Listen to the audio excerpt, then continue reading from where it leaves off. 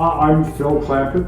I'm the author of Clear Thinking in the Age of Hype and Nonsense. I'm also a professor at the University of Wisconsin-Green Bay, and I'm also a consultant with executives on leadership issues. So you've written a number of books. Why did you write this book? Well, it's an interesting confluence of events because I watched two really smart students in a class that I taught, and they just made a really fundamental error. And I realized that I forgot to teach something for all these years I've taught that seems intuitive, but it's not necessarily. And that's looking at the pluses and minuses of any decision that is being made and weighing those in a reasonable way. This caused me to zoom back and to look at what I had been writing and what I've been doing for all these years and say I need to get down to the basics and the fundamentals. So that's why I wrote this book. So the basis of this book is about identifying the pluses, the minuses, and then the questions. That seems pretty simple. So why do you write a book about something that's so simple? It is simple, and it's also profound. And I'll give you a personal example, which also was one of the reasons why I wrote the book. When I was a young teenage boy, my mother took me to visit a gallery in Houston that was displaying all of Monet's water lilies. And so I remember my mom would go, and she was an artist, and she'd go look at the water lily, and she would stand in front of one picture, and then she'd look at that for a while, and then she'd go to the next one, and she'd look at that for a while, and go to the next one. And I was like, okay, I got it, this guy likes water lilies. And I reflected back on that, because my mom spent a lot of time looking at those water lilies.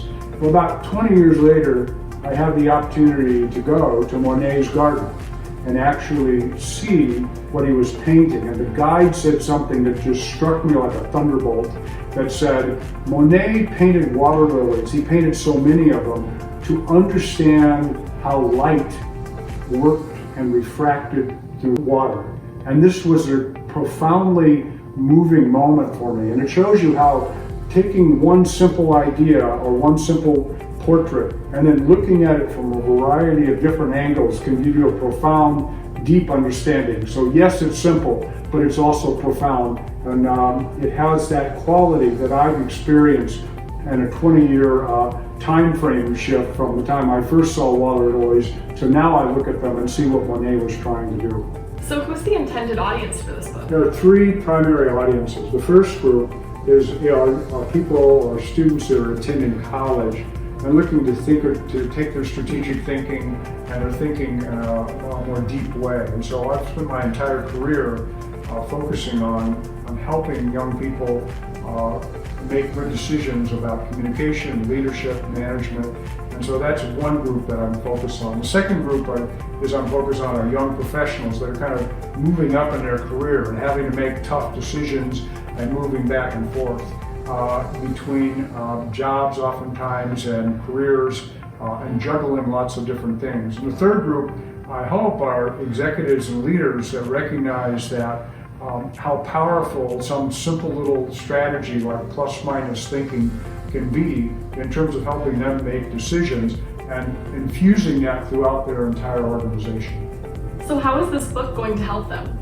Once you learn to become a clearer thinker, you realize that everything we do has an upside and downside, and we always have question marks, but we have to move forward. And that peace of mind that comes from identifying those and still moving forward, I think is really profound in terms of helping people come to grips with some of those natural anxieties that we have, particularly during this time of COVID. You know, this is a terrible time. There's lots of anxiety.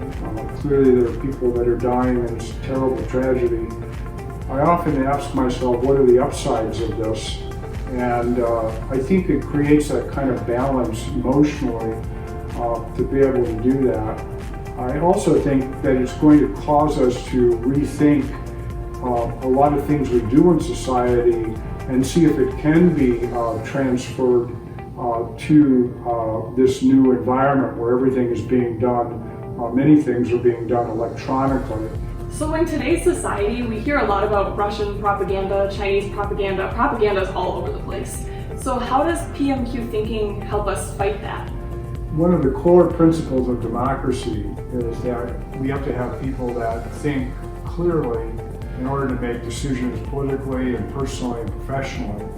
And I think that the best defense against Russian propaganda and Chinese propaganda is a citizenry that's equipped with how to think clearly about messages that come their way and their role in propagating those messages by passing them on social media, etc. And I believe that the thing that propagandists fear the most, and this goes back historically, is it has been an independent thinking electorate who will make different opinions or come to different conclusions and have different opinions based upon the facts and information that they have. And so I believe that propaganda is like one of the best defenses, if not the best defense, is the ability to think clearly. Lastly, you don't normally wear a cap in class, so what's the reason for this? Well, yeah, I kept the cap on after COVID hit because I wanted to signal to all the students that I was working with that I had an epiphany the night before. The last night I could meet face-to-face with students. I had an epiphany at 4 o'clock in the morning. I woke up.